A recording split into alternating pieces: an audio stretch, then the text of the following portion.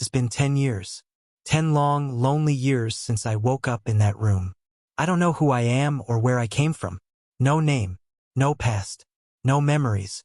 I remember opening my eyes one day in a room full of furniture. The bed was neatly made. The closet was filled with clothes in my size. And then there was the desk and a PC. It wasn't locked. When I powered it on, the first thing I saw was a bank account. My bank account. It had $1 billion in it. A billion, and my name. Except I didn't recognize it. No ID, no passport, no photographs. Just a key sitting on the desk. It opened the door to a car in the garage downstairs.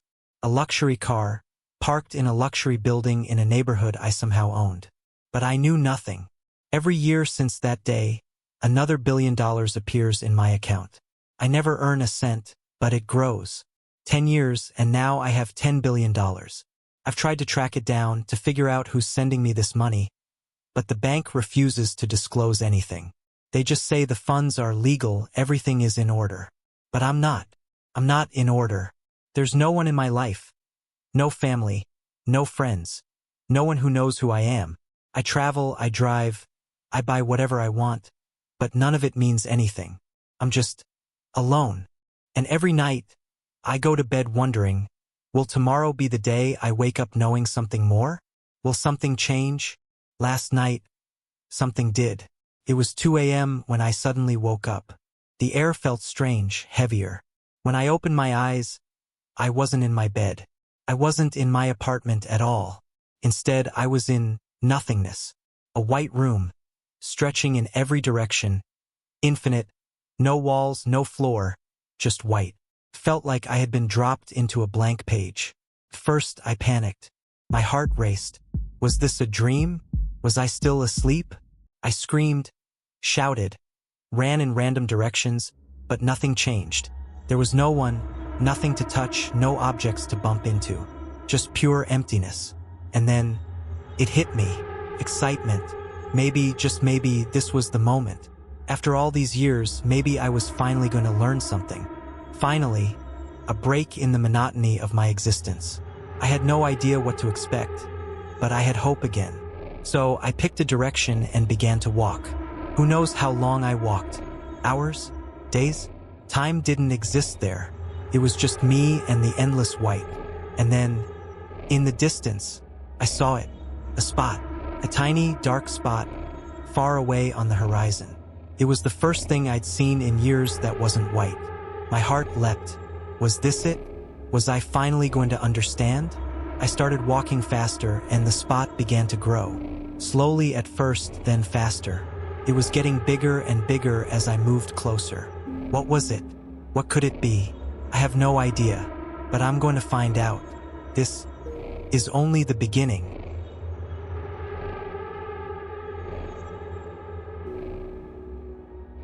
I'm sitting in the middle of an endless dark room. There's no ceiling, no floor, no walls.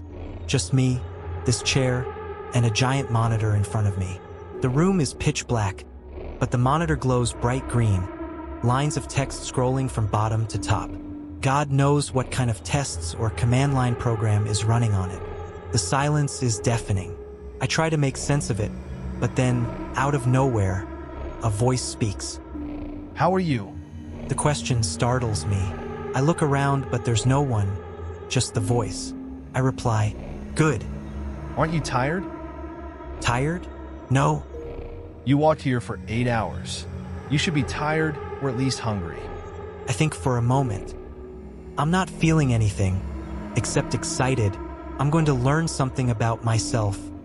You don't know about yourself? The voice asks, almost amused. No, I've been searching for 10 years. I don't know who I am. Searching to know yourself? But how? The voice asks, as if I've said something ridiculous. What do you mean, how? I ask, my patience thinning. Do you love anyone? The question catches me off guard. No. I have no personal relationships with anyone. What about Abantika? I freeze. Abantika? Yes, she's my neighbor. She lives in the apartment next to mine. Do you meet her often? Almost every day, I say. Have you ever talked to her? Just a few times. Little conversations. Do you know she has a crush on you? I blink. No, I didn't know that. Do you think she's beautiful? I guess. She's the most beautiful woman in your country. A top model, singer, and yet she's been checking on you for the past 5 years, meeting you every day. And you felt nothing? No. Do you know you're handsome? Am I? The voice laughs, a bitter sound. Tall, strong, everything a woman could wish for. And yet, you didn't know. I didn't. Do you know Tani? The little girl on the first floor? Yes, the one who asked you to teach her piano. What did you say to her? I said I don't know how to play. But you do. You're actually good at it. I didn't know. You even have a very expensive piano in your hall room.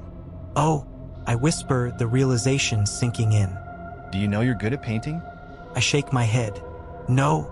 Then how can you say you've been searching for yourself? You've been sitting alone, day after day, making no effort. I was searching for my identity. I thought, maybe I'm a robot or a test subject for some psychological experiment. The voice laughs again, cold and cutting. Why think so negatively when everything around you, all the potential, was positive? You could have embraced it. Instead, you've wasted 10 years. I fall silent. You could have found yourself in the arms of the most beautiful girl in your country. Instead, you chose isolation. You didn't play the piano, didn't paint, didn't help the girl. You made excuses, claiming you were searching. You're right, I murmur, shame filling my chest. The voice softens. That was our fault. I frown. How is it your fault? Am I a robot? No, you're human. Then how is my behavior your fault? I ask, confusion spreading through me. Because we made you. My breath catches. Are you God? No, we're human too. I don't understand. We programmed you. You're the first artificial intelligence bionic human. Your body was created with human flesh and blood, but your brain, it's a quantum computer capable of processing 1 decillion decisions per millisecond. You're faster, smarter than any human.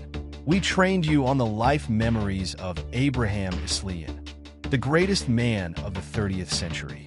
He was a pianist, an artist, a model, a loving husband and father. Yet, you received none of his emotions. That was our mistake. I feel a chill run down my spine. But I have emotions, I argue. I feel things. You tried to make me someone else, and I didn't turn into that. Yes, you didn't. But we'll fix you. Fix me, I whisper. What do you mean? We've developed a patch update for your brain. Are you going to wipe my brain and upload new software? Panic rises in my chest. You can look at it that way. But I'm human. You can't just wipe me. I have emotions too. Our goal is to create the perfect human.